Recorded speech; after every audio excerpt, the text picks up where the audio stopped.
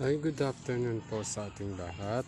Marami pong nagtatanong kung ano daw po yung puno ng lubi-lubi. So, ipipresent ko po sa inyo kung ano po ang itsura ng lubi-lubi. So, ito po ang puno ng lubi-lubi. Yan. Tapos, yung pinaka ano po niya. Ay, yung pinaka-ubod po niya. Wala pa po siyang ubod.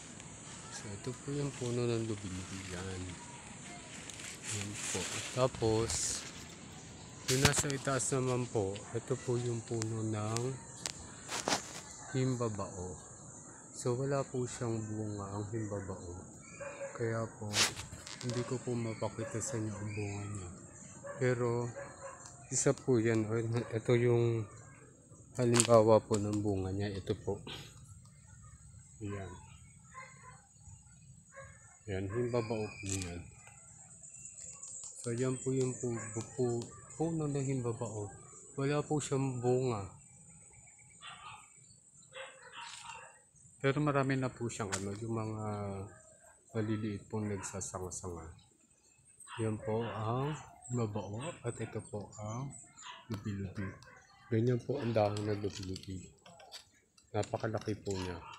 So, kaya po tumataas po ang lubi-lubi, nagiging puno po siya. Yan, kung makikita nyo po, puno. So, yan po ang lubi-lubi. Don't forget to like, share, and subscribe to my YouTube channel. So, nagpapasalamat po ako sa 229 na subscribers po. But still, hoping po na ma-reach po natin yung goal. So, yan po ang puno ng lubi-lubi.